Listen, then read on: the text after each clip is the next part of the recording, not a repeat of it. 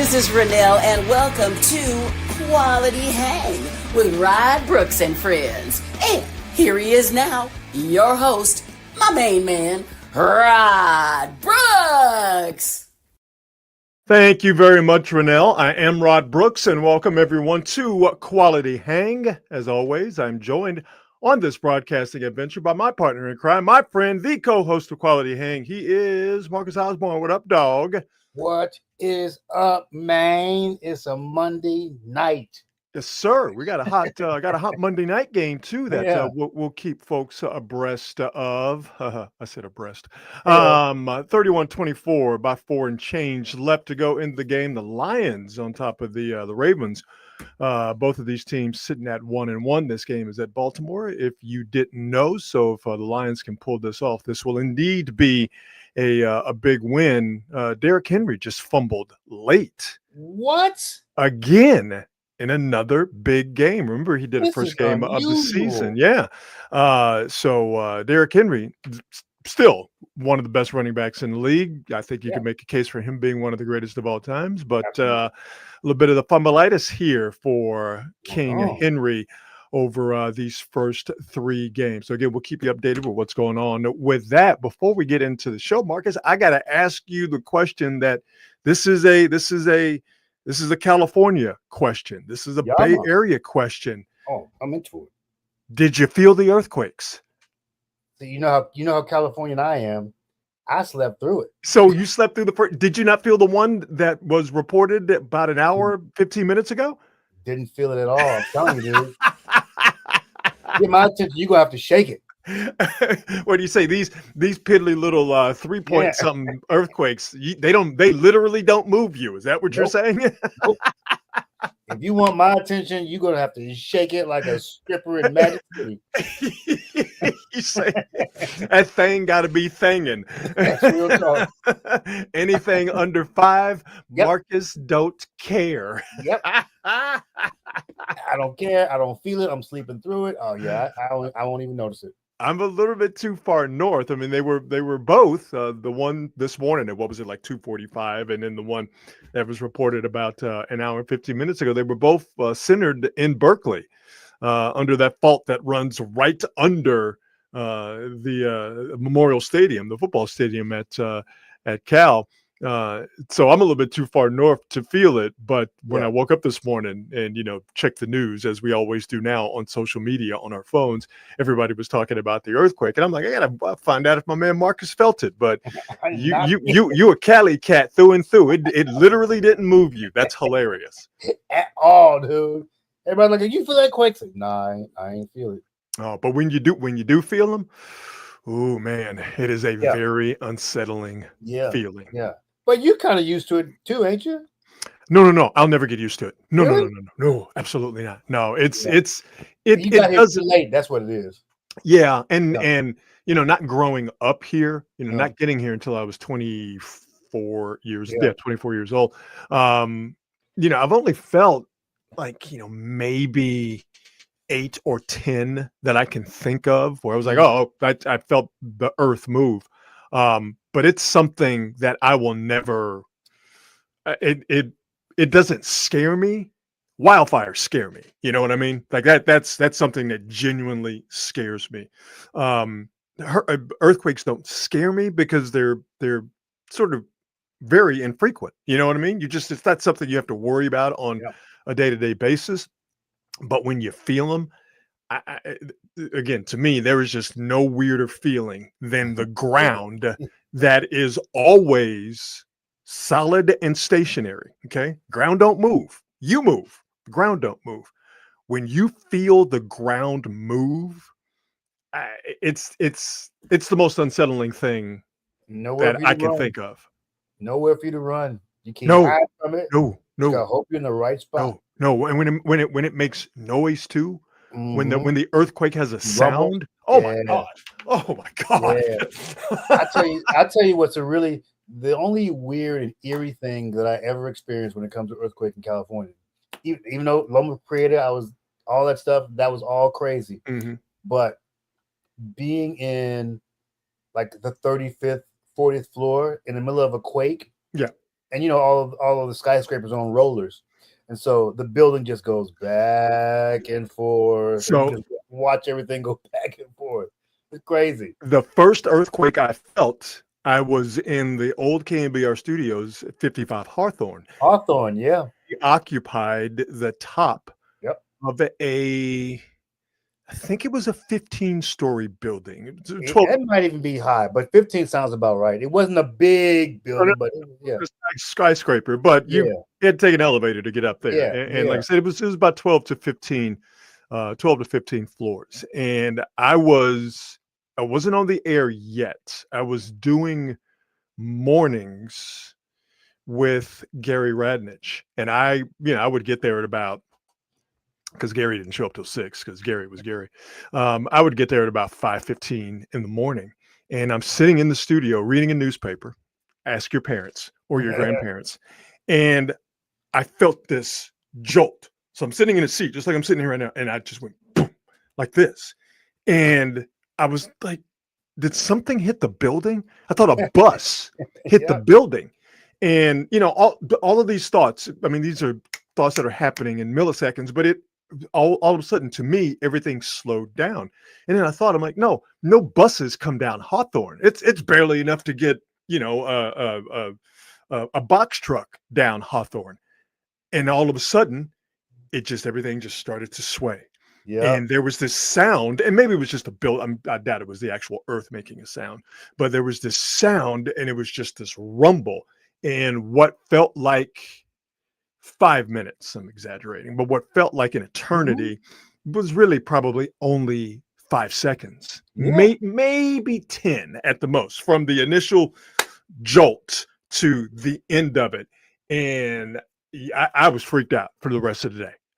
That was my first one, and it was as unsettling as advertised. Man, look, the Lone Parade quake. It was first. I ain't gonna downplay it. It was a big ass shake. I mean, yeah, it got your attention, shake. Sure. But the thing that tripped me out the most about that quake was sometimes you feel the quake building, and I don't know if this makes any sense, especially if you're somebody who's not from California. But sometimes you feel the quake building. It'll be like a really light, slow rumble, and then it'll apex, and then it'll go away. Yeah. Well, I felt that before. Yeah, Lone Parade was like that, and you get used. It just started, and it wouldn't stop. It wouldn't stop getting bigger. I'm like, oh my goodness! And then everything was shaking, and you look out the window just to see if everything is still like intact. Yeah. And then it lasted so long, it just kept on shaking. I think that thing had to be a good 30 seconds. So out of all the ones I felt the rollers, I felt the jolts, I felt the sharp, quick ones. The scariest one for me are the ones that last for seconds. Yep. And because you're like, maybe this is the one that doesn't stop. That's why you want those little ones. That's why you want the little one, exactly. Keep those 3s and 4s coming, so we don't need an 8. Yeah, man. Yeah. But I felt the strongest I felt. I was actually down in Southern California when this happened a couple of years ago, actually. It wasn't that long ago. And they had one that was in the high 5. So I want to say 5.8. Yeah, man. Yeah, 5.8. It's like God shaking dice. It is. Yeah, man. It is a big one. When you get to the mid 5s and up, it's a problem. One of the trippy things that a lot of people don't understand, especially if it's not from here, is it can be a 2 or 3.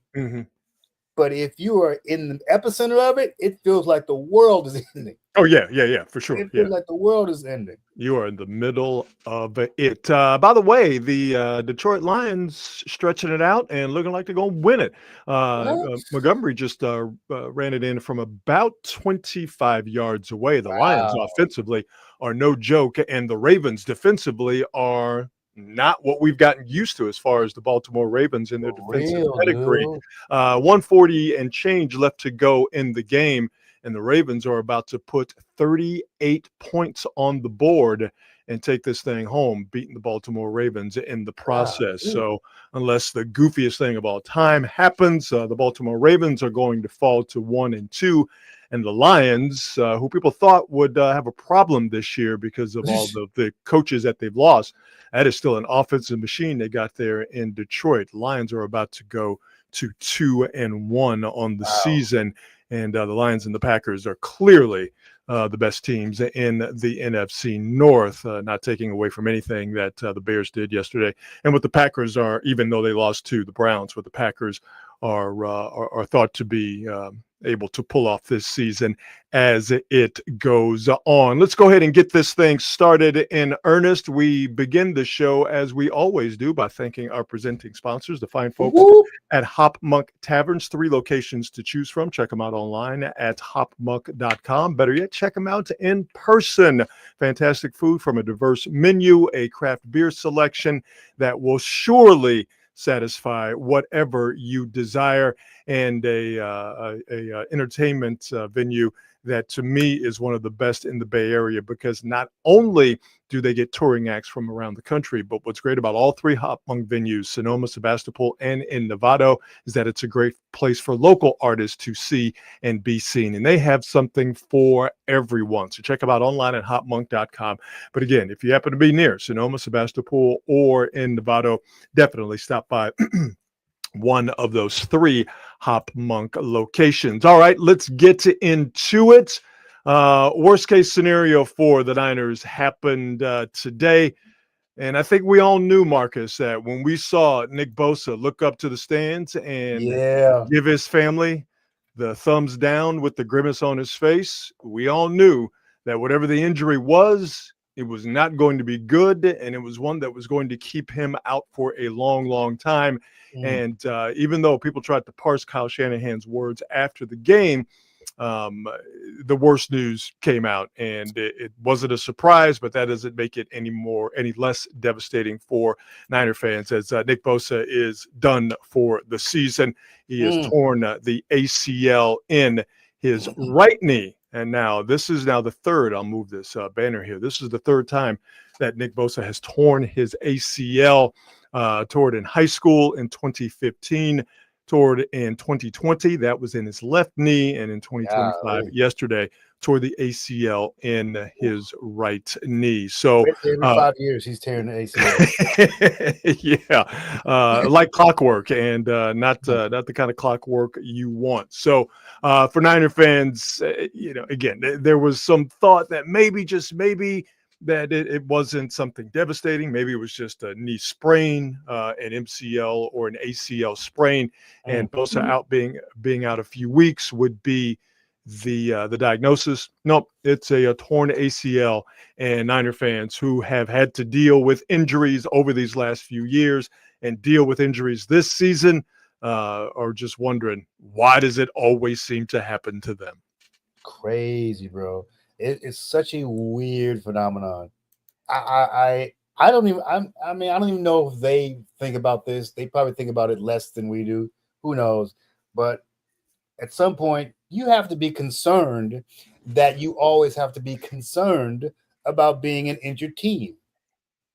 And for the past basically 7-8 years, that's been the concern. Can we get through the season healthy?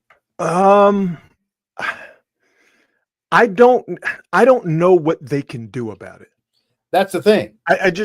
To me, it's just a part of the game.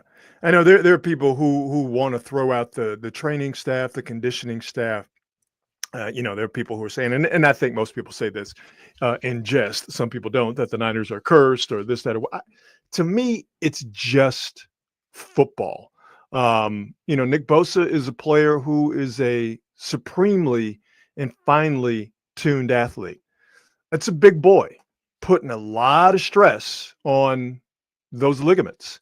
And, when you are as big and as fast as he is and playing the sport that he plays, to me, these things happen. I can't see it any other way. And I'm not just talking about Bosa's injury. I'm talking about all the injuries. I can't see it any other way than it's just football. And to me, to try and ascribe something else more than it's just football, I just think you're kind of barking up the wrong tree. Not you, but anybody who says that there's got to be something nefarious going on. I just have a hard time seeing that. I don't think there's anything nefarious going on, but I do question why this keeps happening. This is highly unusual. Like, it doesn't happen to all these other squads. You can't be a team that's every year in the top 5 most injured teams without going, okay, maybe there's something we're not doing, or we should do better. I did hear one theory. It was a couple of weeks ago, and I don't know this to be the case because I'm not there, but I did read that the 49ers have probably the most intense practices of any other team in the NFL. Where they really get out there and they do some hitting and all that stuff. I don't know how intense they are. I don't know how true that is, but I read that a couple of weeks ago. I'm like, that's interesting. They don't practice any harder than the majority of the really good teams. By the way, Baltimore just scored. It's now 38-30. More than likely they're going to go for 2, but there's only 29 seconds left in the game. Mark Andrews just picked up a 27-yard receiving touchdown. I don't think they don't hit.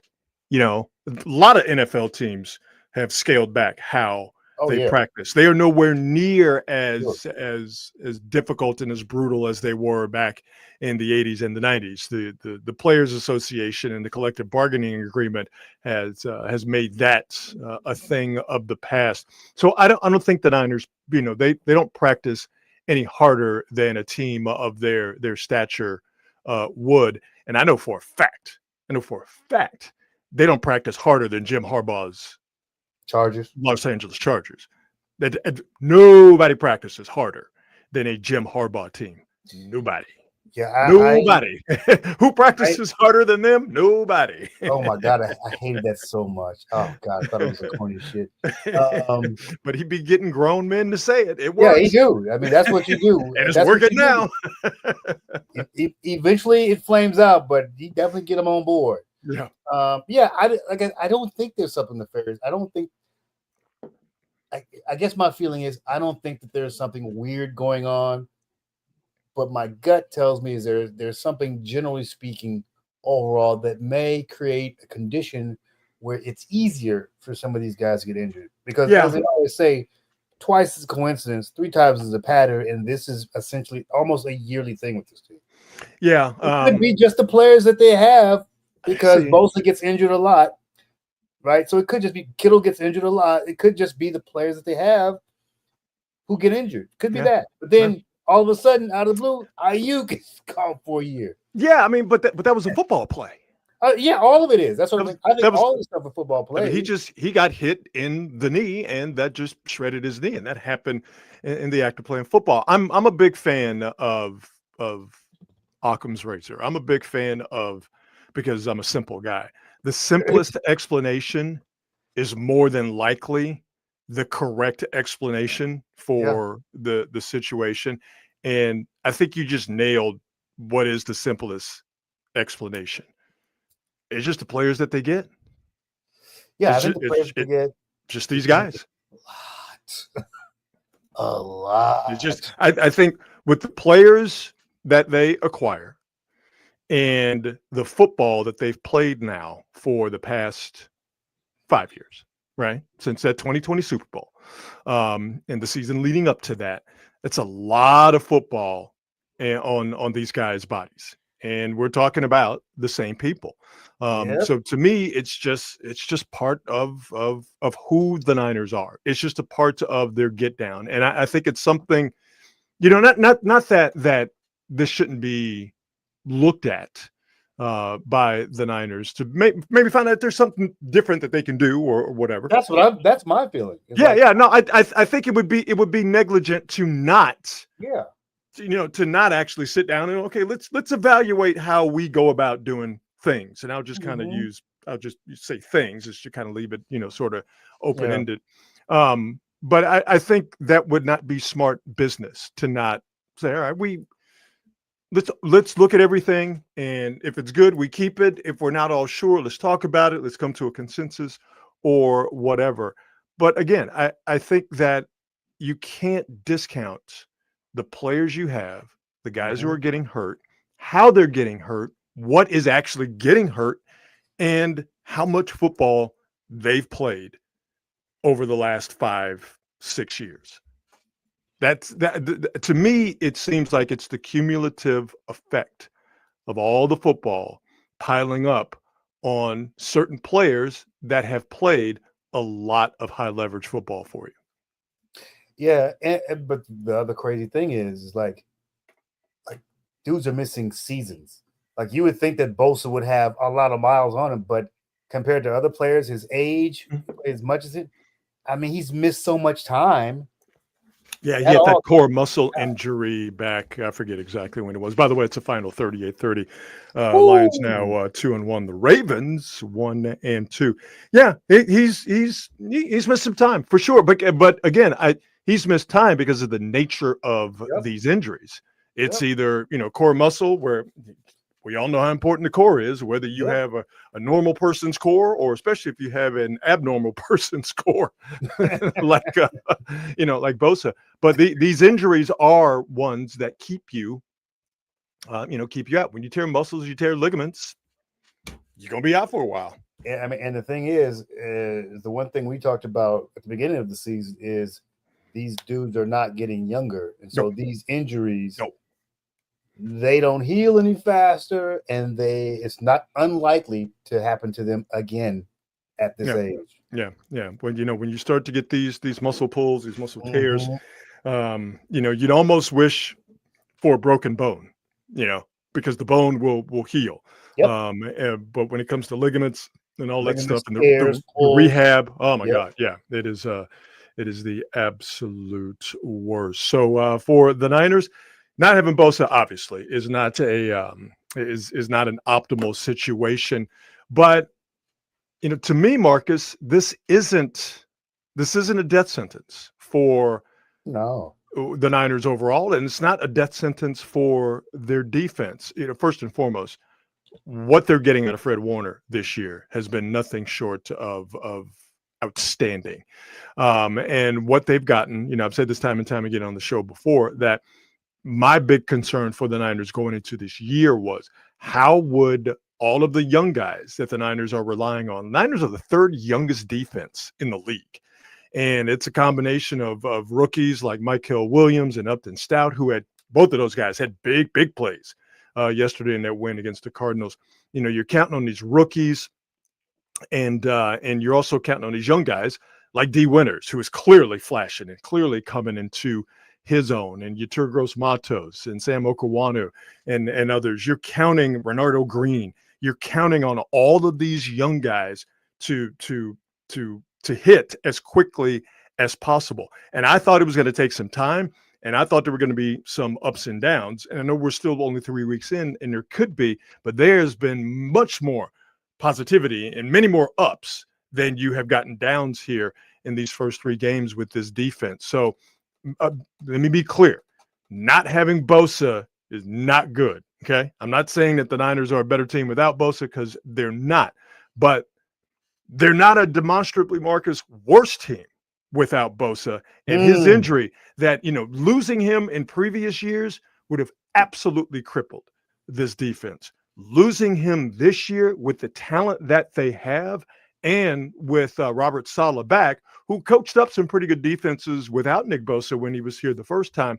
I just think that not having Bosa around this time isn't the panic-inducing injury that it had been in years before.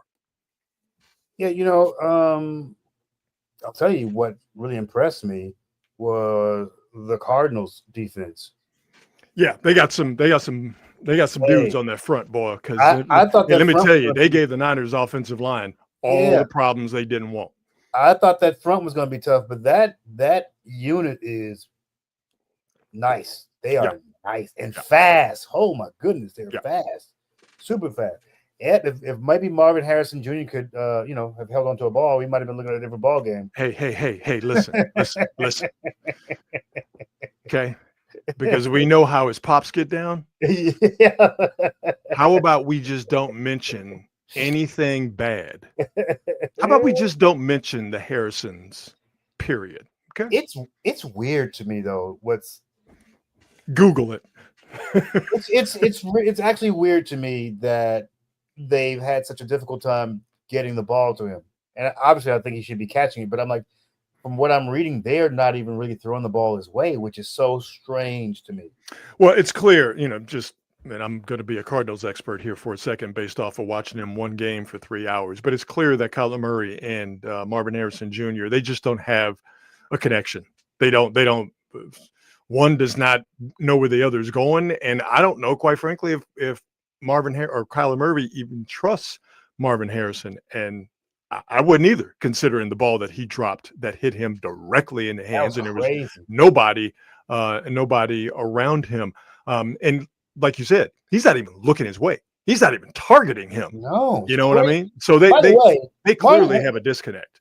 Everything I've seen from Marvin Harrison, college, whatever, his hands are not trash. He's got good hands. No, that's why I've seen him make insane catches. No, so this is weird to see him drop a gimme. And I saw him. He did that old thing where you try to run before you finish making the catch, and that'll get you every time. He had Fred Warner. He turned around. So as I'm looking here at the camera, Fred Warner is coming at him. And listen, Fred Warner is going to make you, account for where he is. If you're smart, you still got to make that catch, though. Got to catch it. You still have to make the catch. But listen, he wasn't the only one. All credit goes to the Niners for the job that they did yesterday. All right. Yeah. They won that game yesterday that they would have absolutely lost last year. Matter of fact, they wouldn't even have been in a position to win that game. And even if they were in that position, field goal might have been missed or something goofy might have happened to conspire against them.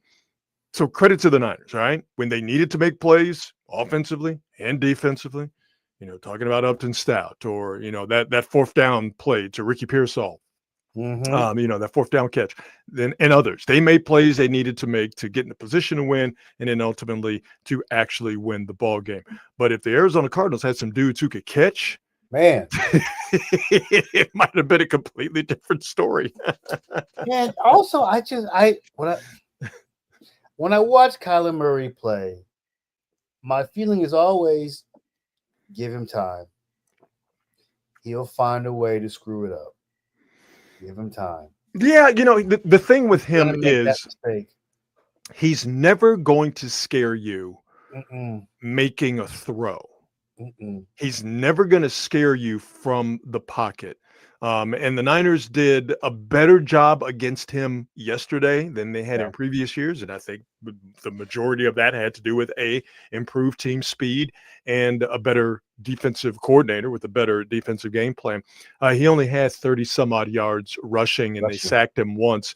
Murray was averaging close to 60 yards rushing, which might not sound like a lot, but getting 60 from a QB, that's a whole hell of a lot. But he only had 190 something, if I'm remembering correctly, 190 something yards through the air. So he's never going to scare you as far as throwing the football.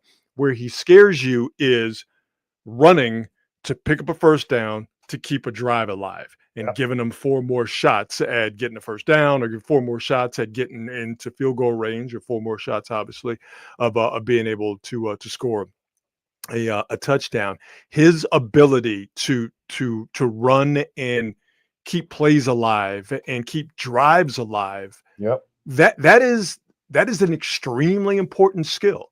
And if you have that skill that can, I don't know if mask is the right word, but it masks your deficiency as a thrower. And he's not a guy, he doesn't make bad decisions with the football. I don't see a dude running around out there just doing dumb shit. I don't know. I feel like he made a couple of goofy throws yesterday. Did he have an intentional grounding? Yes. Yeah. I'm like, what are you doing?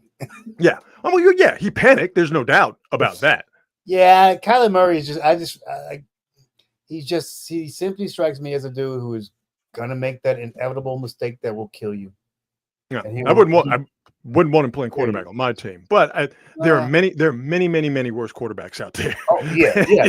Listen, I watched Russell Wilson play last night. All right, so listen, I watched Geno Smith play yesterday. So let me tell you. Yeah, you know what? Let me go ahead and apologize to you real quick because I said to you that, hey man, you know what, dog, you gonna like Gino. Gino gonna be okay, and you were, because you are an intelligent man, and also you're a Raider fan, so you understand pain. You were like, I don't know about that, dog. Let me see, and you were right.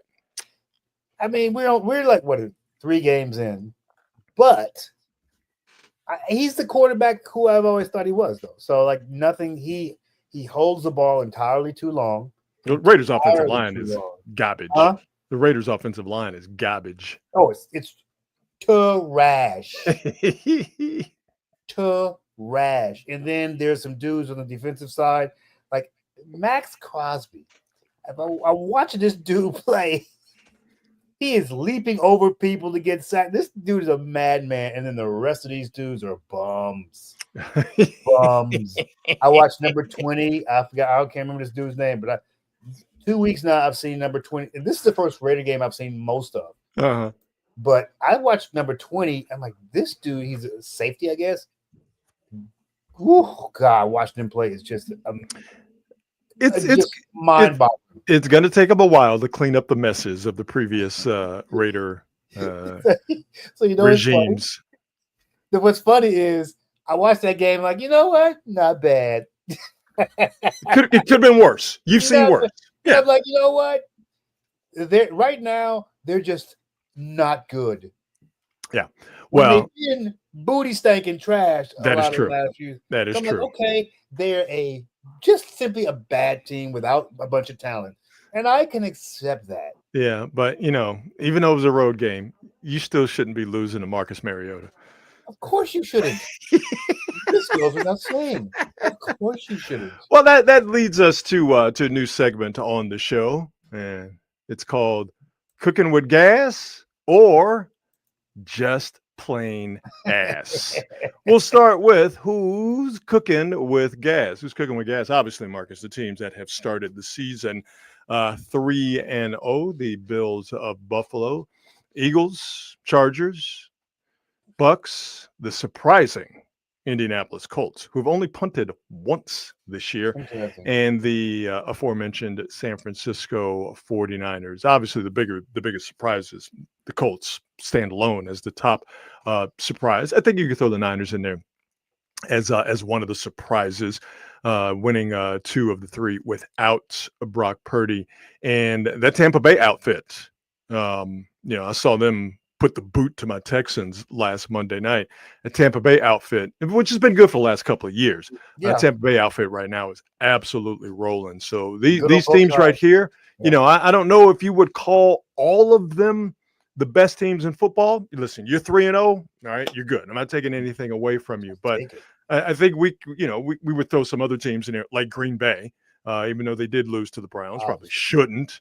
But Green Bay is clearly one of the best teams, and they are not undefeated. But all of these squads right now, there are many, many, many teams who would be happy to trade places with them right now. So while they might not be the pure best in the league, for there to be only 6 teams who are undefeated after 3 games, these squads right here cooking with gas at this point. You ain't not lying, but the Colts, I can't call it. I don't know. I just look at the teams they've played. I'm going, you know what? It's not completely out of the realm of possibility that they would have beaten these teams.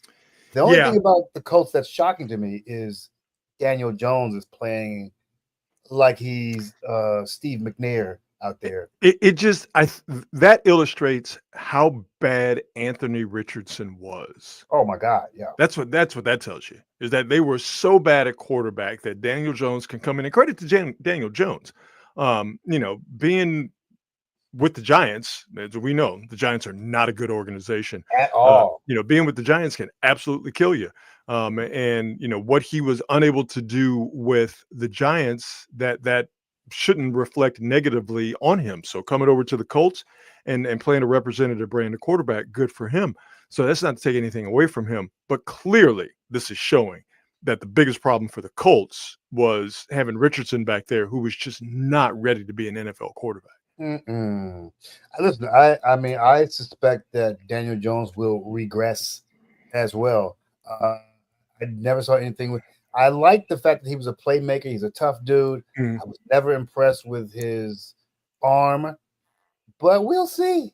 I mean, maybe the Colts have built something around his skill set. I doubt it, but then maybe they built something around him that can work. I just don't see this thing lasting for an entire season. I'm going to see if I could carve out some time to watch a Colts game, one of these three, just to get a read on what they're doing. Again, they're 3-0, so you can't take that away from them. Not at all. I need to know how much of it is real, how much of it has to do with who they played, how much of it is smoke and mirrors.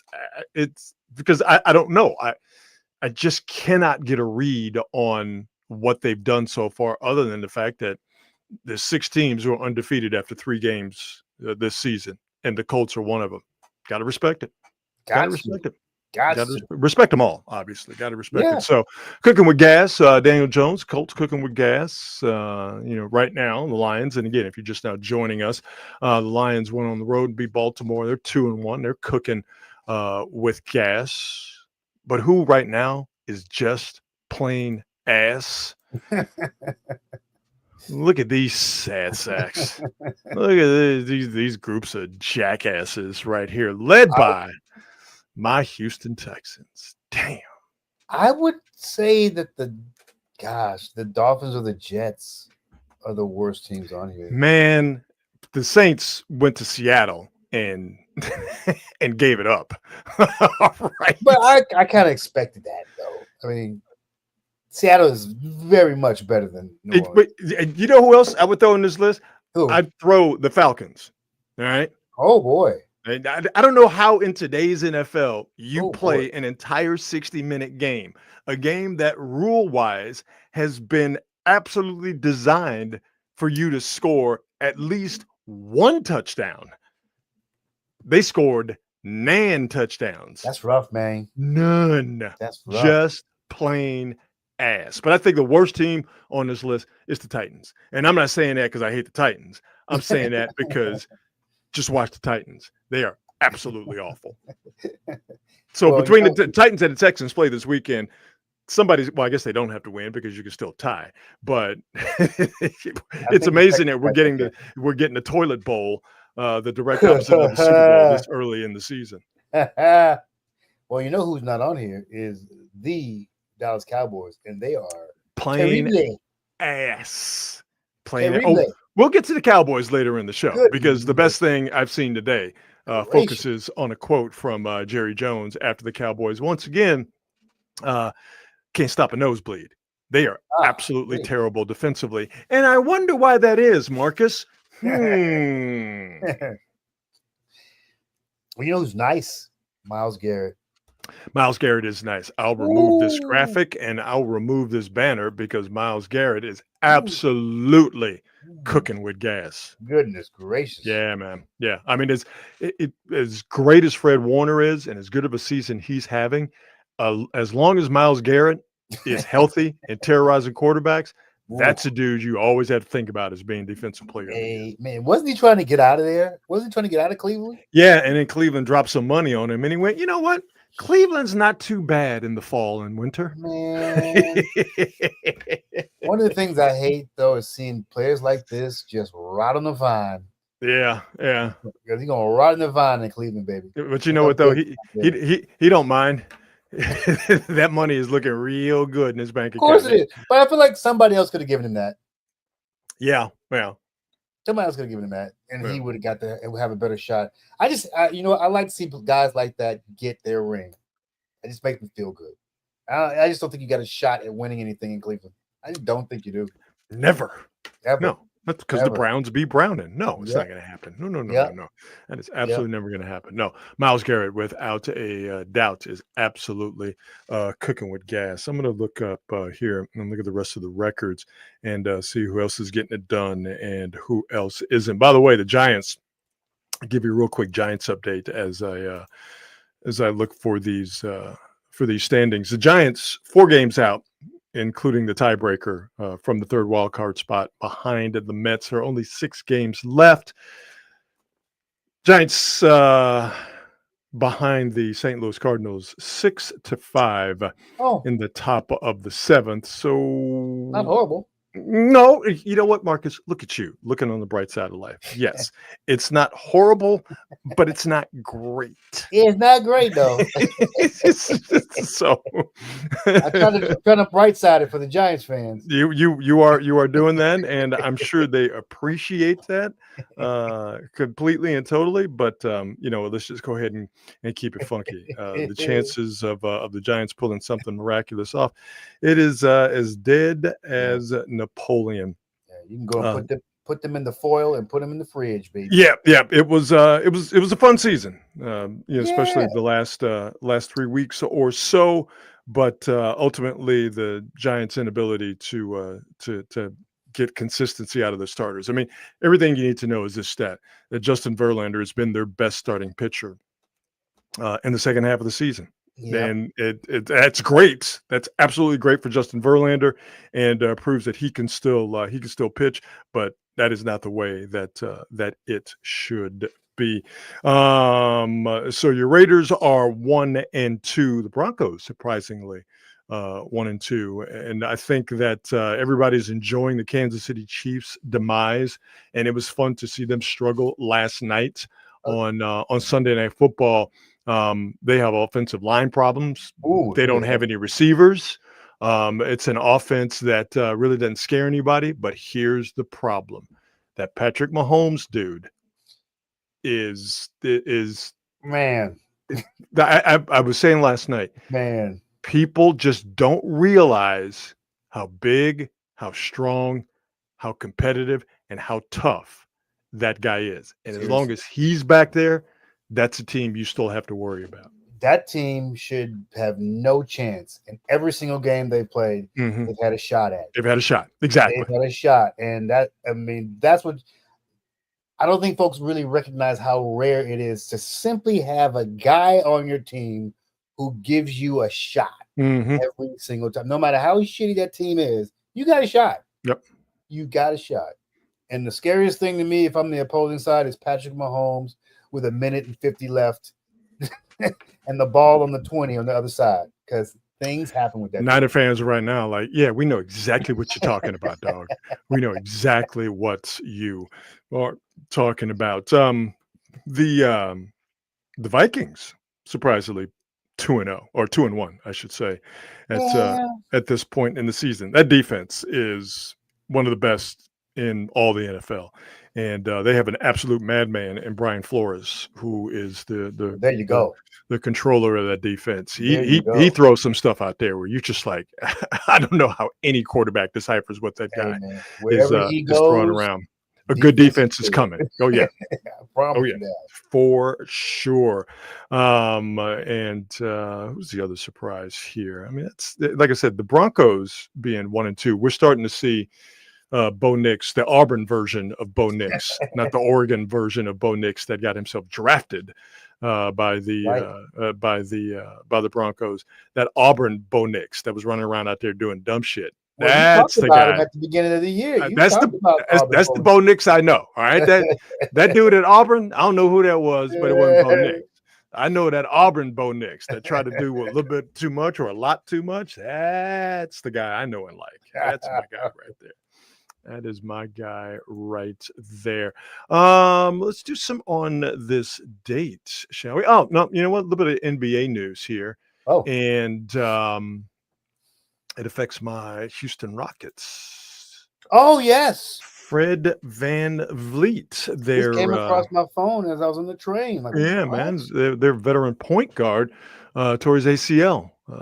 Don't know when it happened, but the news came out today, and he is done for the season. And the Rockets, who a lot of people have as one of the teams that is going to try, emphasis on the word try, to give the Oklahoma City Thunder a run for their money in the Western Conference. VanVleet, who Warrior fans know, he could be a problem. He could be a problem. You know, you can't rely on him too much. Yeah. But if when he gets hot, though, if he gets hot, he could be a problem. You saw that when he was in Toronto. You saw that in the playoffs last year. Obviously, the Rockets are a better team now and a different team with Kevin Durant, but not having Van Vliet out there running point and stabilizing things. Yeah.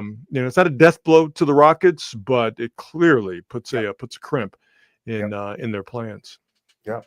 I no doubt about it. That's going to hurt. And it may take them maybe take a month just to get used to playing without him. Yeah, playing without him. And their thing is, well, Reed Shepherd, they're not a rookie anymore. They drafted him last year, but they're saying, well, this is just Reed Shepherd's time to step up. I think we saw this in the Warriors Minnesota series. And I think you see it more often now than you really did over the last few years. Yeah. Point guard play on certain teams is really, really important because I think we are now starting to understand the folly of just shooting 3-pointers. Yep. You have to have somebody on certain teams that knows how to say, okay, you know what? We're not going to do that. We're not going to do that.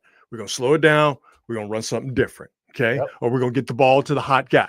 We're not just going to jack up threes. And, Van Vliet is a guy on a young Rockets team. Again, with Kevin Durant there, it changes the dynamics, if you will.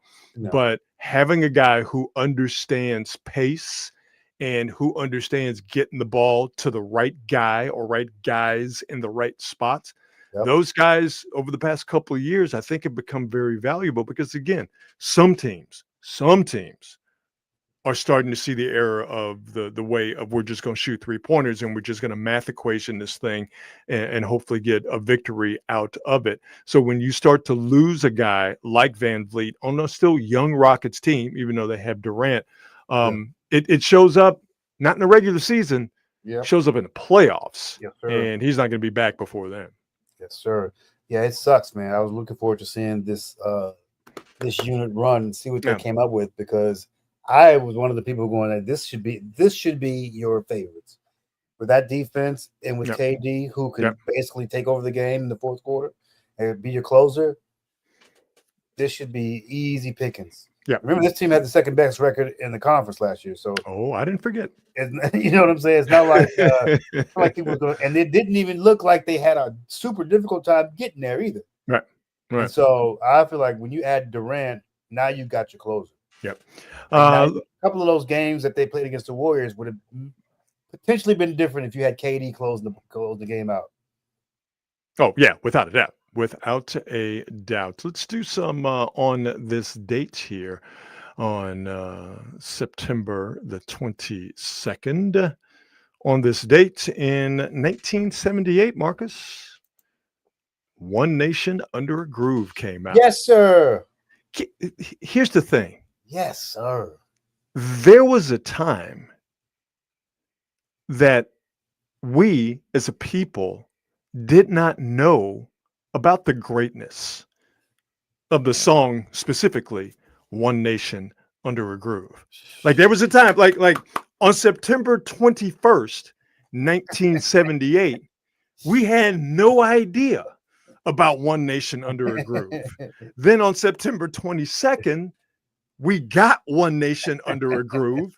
And I would like to thank Marcus that the world changed once we all were given the blessing of George Clinton's Funkadelic and this album and this song, One Nation Under a Groove. Literally one of the greatest funk songs in the history of the funk. That even the title is so good. It's so good. It's so good.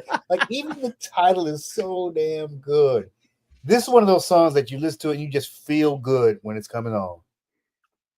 And you can't help but go. I remember my French teacher singing this song when I was in high school in 1987. My French teacher. Here's my chance to dance my way out of my constrictions. I love it.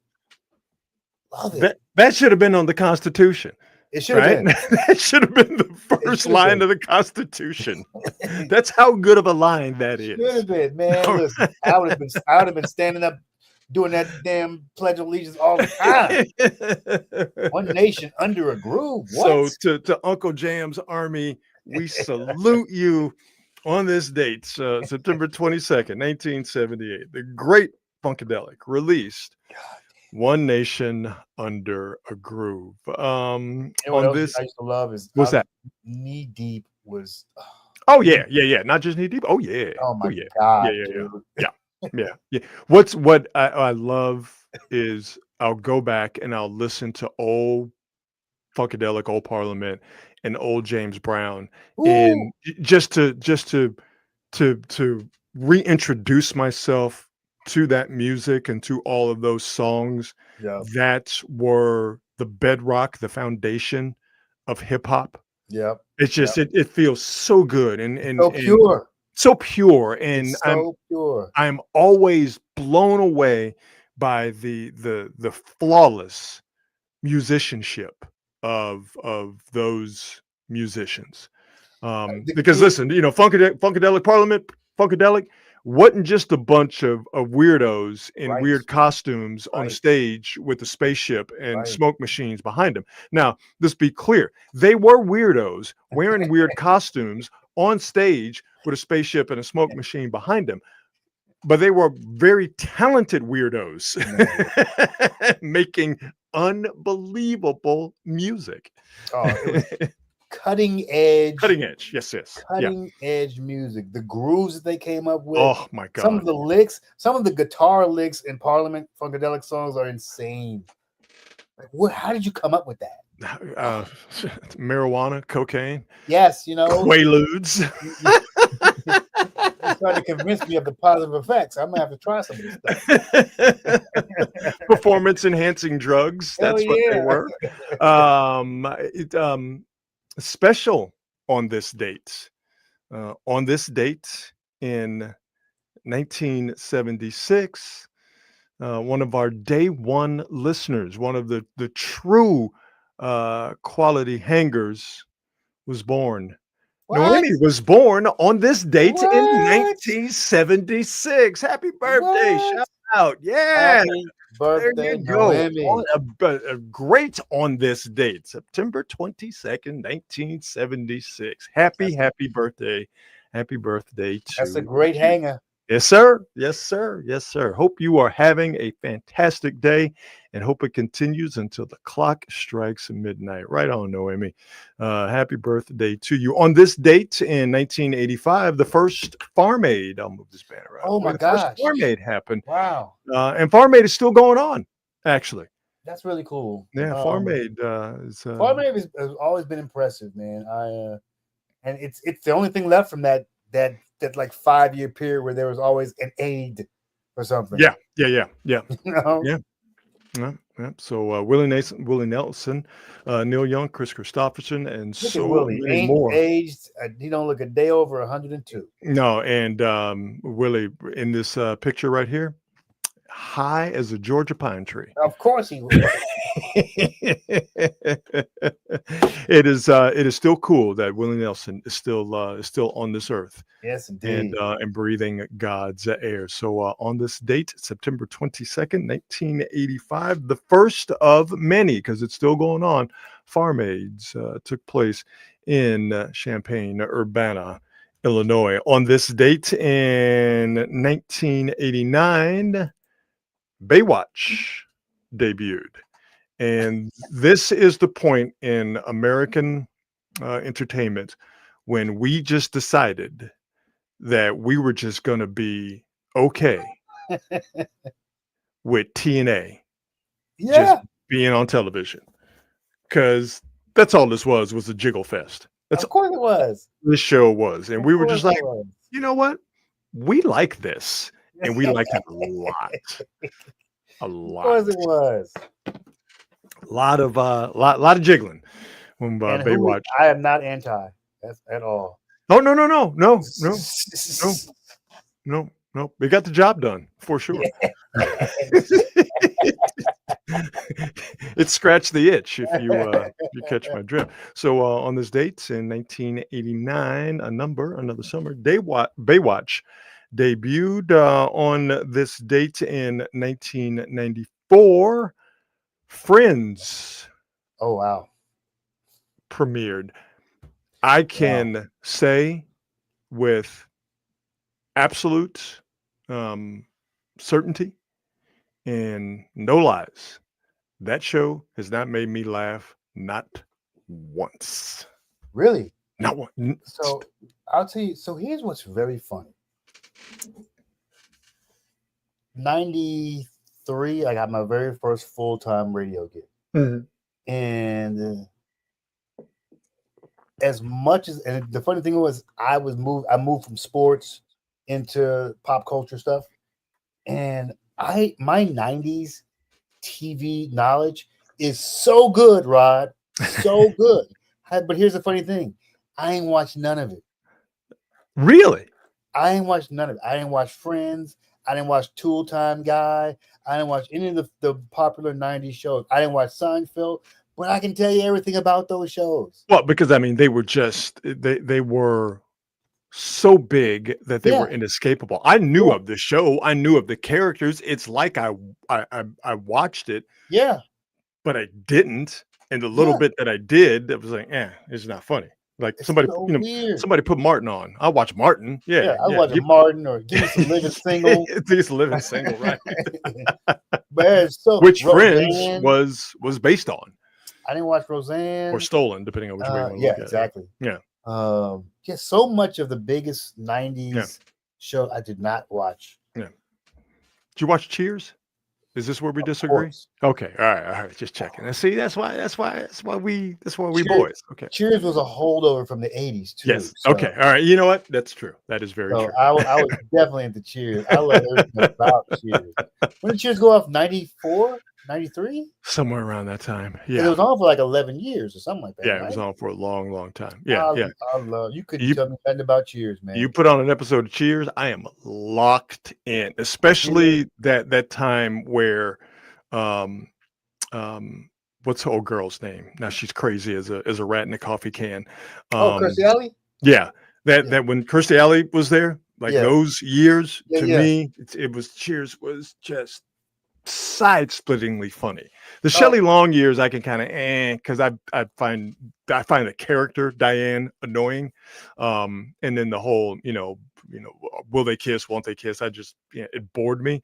But when they got Kirstie Alley in there, I think it really hit its stride. Those are my favorite episodes. Man, you could tell me that them years when Coach was there and Woody came right after. Man, that shit tickled the fuck out of me. So good. So we spent this whole time talking about how much we didn't like this show that tens of millions of Americans watch every Thursday, starting on this day, September 22nd, 1994. Taxi, I loved me some Taxi. Taxi was like, I remember it would come on as a kid, and the one thing I couldn't understand, the theme music. It was like the theme to MASH. It immediately depressed me as soon as I heard it. It was actually a famous jazz musician, Brubeck. Is it Dave Brubeck? I think it was. Really? Yeah. I didn't know that. I think it is. And so I'm like, I that was what got me. I just love Taxi so much. Reverend Jim came on after Lock. Oh man, can't tell me nothing. Reverend Jim was one of the funniest characters on TV. On this date in 2007, one of the greatest sports rants took place in Stillwater, Oklahoma. Let's go. Everybody hasn't read this article. I don't read it. This was brought to me by a mother. Joker. Joker is right. I think this is worth reading. Let me tell you why I'm talking about this article. 3/4 of this is inaccurate. It's fiction. Here's all that kid did. He goes to class. He's respectful to the media. He's respectful to the public. And he's a good kid. And he's not a professional athlete. And he doesn't deserve to be kicked when he's down. That's why I don't read the newspaper. Because it's garbage. And the editor that let it come out is garbage. Come after me. I'm a man. I'm 40. I'm not a kid. Write something about me or our coaches. And that's all I got to say. It makes me want to puke. So many things here. Jesus. First and foremost, the clapping after he makes his dramatic I exit. know. Also, go back to the beginning here, and I'll play it. He's mad about the article, but listen to what he says here at the very beginning. If anybody hasn't read this article, I don't read it. I don't read it. So he didn't read the article, but he's mad about the article. And then he goes on the grandstand, and then he gives us the money quote. Man, I'm 40. I'm not a kid. Write something about me or our coaches. And that's all I got to say. Makes me want to puke. This may be a weird thought, but I never bought into any. I'm like, this dude is not really this mad. No, it was all performative bullshit. Absolutely. Like, yes. Really this mad. It was all performative bullshit. You are not this mad. By the way, they writing articles about his ass now because Oklahoma State football is in the gutter. Good. They just lost, Oklahoma State did, to Tulsa last Friday. Oklahoma State's 1-2, just lost to Tulsa. They went to Tulsa and paid Tulsa $300,000 for the game. And they lost it. So you want to talk about hot seats? Gundy's hot seat, it's up there. It's up there. He's got a nice cushy buyout, I think around $15 million. But I've never been a fan of At that all. of that sanctimonious phony. That's exactly right. Yeah. Phony. But as far as rants go, this one is on the list because since the day that this happened, September 22nd, 2007, people have been yelling indiscriminately. Yeah. I'm a man. I'm 40. That happened on this date, September 22nd, 2007. Oklahoma. I know you're not as big of a college football fan as I am, but Oklahoma State football. Now that T-Bone Pickens has died, and they're not getting any of that T-Bone Pickens sugar daddy money. Oklahoma State football is in the garbage. It's bad, and I love it. Great. Oh yeah. Makes me feel fantastic. Never liked him. Never liked him. Mike Gundy's a world-class jackass. Let's do a little best thing I seen today and get on out of here. And the best thing I've seen today involves the just plain ass Dallas Cowboys who went to Chicago and allowed a Bears team that got embarrassed in its last game, allowed the Bears to freestyle all over them. Cowboys are just bad, particularly defensively. They cannot stop a nosebleed. They can't do anything. They can't stop the run. They can't rush the passer. They can't do anything right. And that doesn't stop Jerry Jones, of course, from continuing to get in front of the media anytime a light is on and a camera is put in front of his face to talk about the team that he put together and has also dismantled in plain sight. So after the Bears put up a lot of points on the Cowboys, who were unable to do anything about it defensively, Jerry Jones, who before the season started, traded away Micah Parsons, a very good defensive player, specifically a very good pass rusher, not so much run stopper, but still a very good defensive player, traded him to the Packers for 2 future first-round draft picks.